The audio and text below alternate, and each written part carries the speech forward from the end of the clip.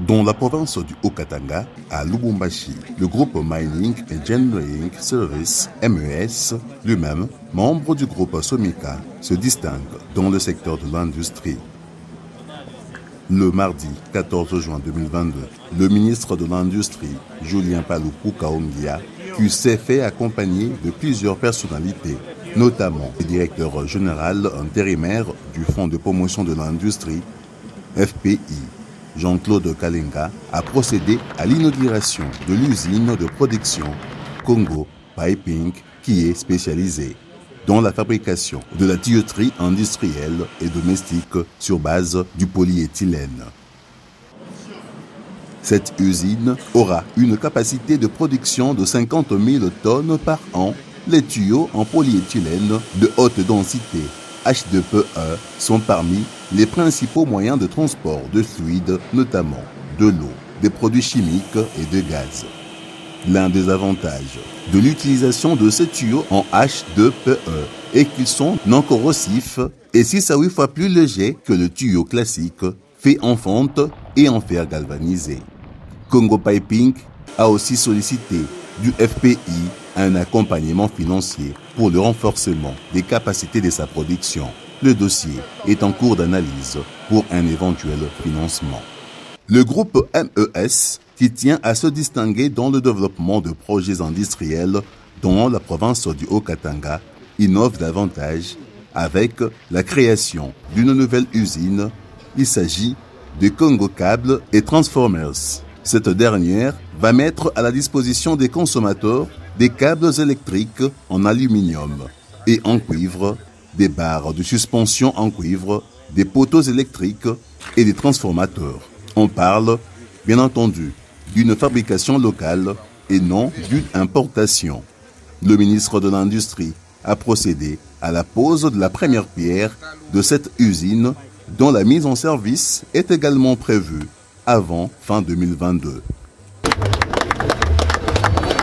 Rendez-vous décembre 2022. Enfin, le groupe MES, en appui à la vision du chef de l'État, Félix-Antoine Tshisekedi, dans son volet gestion de l'environnement et de développement industriel pour une économie autosuffisante, a déjà rendu opérationnelle une autre usine qui fait le recyclage des huiles usées de l'industrie minière et de recyclage des mitrailles de cuivre pour, respectivement, la production de fuel oil, soit 6000 kilolitres l'an, et de barres de cuivre.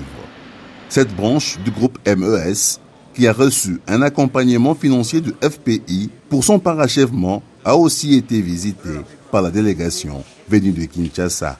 Julien Paluku Kaongia, ministre national de l'Industrie, a saisi l'occasion pour inviter d'autres opérateurs économiques à emboîter le pas à l'entreprise MES dans le processus de transformation locale des ressources de la RDC, et ce, dans le cadre de la mise en œuvre du plan directeur d'industrialisation de la RDC.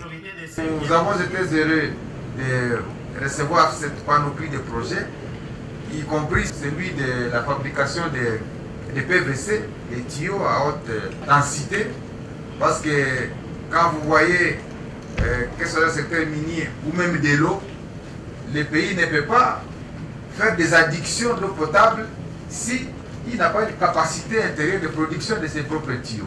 Et donc c'est cette société qui va nous aider à le faire. Voilà pourquoi nous sommes arrivés ici, pour montrer l'accompagnement de l'ensemble du gouvernement, l'accompagnement du président de la République et l'invitation des autres opérateurs économiques à pouvoir faire comme eux. Parce que le plus souvent, on nous accuse ou on nous interpelle de ne soutenir que les opérateurs économiques étrangers, comme si nous interdisions aux nôtres et aussi d'avoir des initiatives.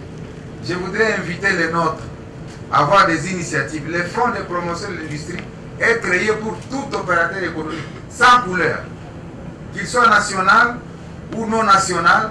S'il a un projet bancable qui soit à même de nous apporter une plus-value, il va bénéficier de cela. Donc je voudrais vous inviter, les opérateurs économiques nationaux aussi, d'avoir de l'imagination, parce que ce pays ici a d'abord l'avantage de ces 100 millions de consommateurs.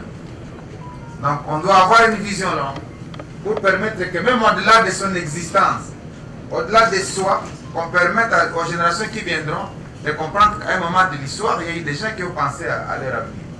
Donc, nous devons cesser d'être dans l'immédiateté, parce que c'est souvent ça les Congolais, savoir qu'est-ce que nous mangeons seulement demain, et on s'arrête là. Et quand vous commencez à parler aux Congolais à terme de 2040, vous avez moins d'amis. Parce que les gens vous disent, mais parce que moi je serai là. Vous avez moins d'amis, parce que tout le monde pense qu'il faut d'abord se retrouver à 2022 avant de penser à 2040. Mais je voudrais vous inviter avec le président, avec le premier ministre, avec les ministres de l'Industrie, de commencer à penser long terme. On ne peut pas construire l'avenir sur base de l'immédiateté. On doit avoir une planification sur 5, 10, 15, 20 ans. Le directeur général intérimaire du FPI, Jean-Claude Kalenga, a pour sa part rassuré l'assistance que son institution, le FPI, ne se lassera pas de financer des projets bancables pour le développement d'un circuit industriel intégré. Je voudrais simplement reconnaître notre cheminement commun avec le groupe Someki. Nous avons accompagné le groupe dans plusieurs financements et le comportement des industries qui constituent ce groupe a été toujours exemplaire. Voilà pourquoi nous sommes toujours ensemble. Nous avons participé activement au financement de cette industrie que nous allons inaugurer aujourd'hui et nous espérons encore, s'ils continuent à respecter toujours nos conditions, toute la litanie d'industries qu'ils veulent inaugurer, nous serons là pour les accompagner. Et je crois aussi que c'est une satisfaction pour nous parce que cela rentre dans le cadre du plan directeur du gouvernement d'industrialisation. Vous savez que la politique de notre ministre, c'est celle de réindustrialiser le Congo. Et ici, nous avons un exemple typique dans le sens de ce que nous devons fournir comme effort pour que notre pays ne soit pas toujours dépendant des importations, mais qu'il soit en mesure de satisfaire la grande industrie lourde, l'industrie minière, avec des intrants et des matières qui permettent à ce que cette industrie fasse profiter à toutes les appendices de son développement et de son explosion actuelle. Voilà pourquoi je suis à l'écoute et je reste ouvert aux requêtes que le groupe va nous introduire pour pouvoir y donner satisfaction. Ici est aussi de préciser que les investissements du groupe MES en République démocratique du Congo ont contribué à la création de plus de 600 emplois aujourd'hui, avec une projection de plus de 1000 emplois dans le jour à venir.